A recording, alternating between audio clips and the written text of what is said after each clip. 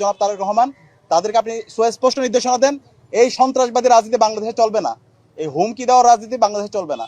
নির্বাচন পরবর্তী 24 ঘন্টার মধ্যে সারা দেশের মধ্যে 3টা লাশ পড়েছে, খুবই অপ্রত্যাশিত। এই জুলাই বিপ্লব পরবর্তী যদি এইভাবে আবার লাশের কথা আমাদের শুনতে হয় এবং শতাধিক জায়গায় আমরা হামলার চিত্র আপনারা দেখতে পেয়েছেন, আমরাও প্রতিনিয়ত পাচ্ছি। ইতিমধ্যে আমাদের ডাকসুর জিএস যে তালিকা পাঠ করেছেন, আমাদের তালিকাটা আরো অনেক দীর্ঘ, আমরা ডকুমেন্টেশন করছি এবং প্রত্যেকটা ডকুমেন্টস আমাদের কাছে আছে, আমরা আপনাদের কাছে দিয়ে দিব।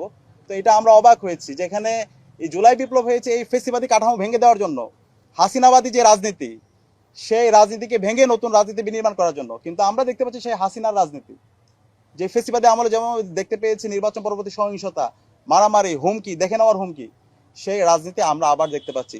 24 ঘন্টায় 3টা লাশ পড়েছে, শতাধিক জায়গায় হামলা হয়েছে। আমরা হুঁশিয়ার করতে চাই, যারা এখন দায়িত্বশীল পর্যায়ে এসেছেন, যারা সরকারি দল হবেন, প্রত্যেক নাগরিকের নিরাপত্তা আপনাদেরকে ইনশিওর করতে হবে। আর যদি একটা লাশ পড়ে এবং এই লাশ যারা ফেলিয়েছে তাদেরকে বিচার আওতায় নিয়ে আসতে হবে। যদি আপনারা ব্যর্থ হন তাহলে আমরা আবার রাজপথে নামবো, আবার আবু সাঈদের উত্তরসূরি রাজপথে নামবে। আমাদের কাছে প্রত্যেক মানুষের নিরাপত্তা গুরুত্বপূর্ণ এবং এই শতাধিক জায়গায় যে হামলা হচ্ছে, যে মাফিয়া তন্ত্র শুরু হয়েছে, যে সন্ত্রাস তৈরি হয়েছে, এখনই বন্ধ করতে হবে।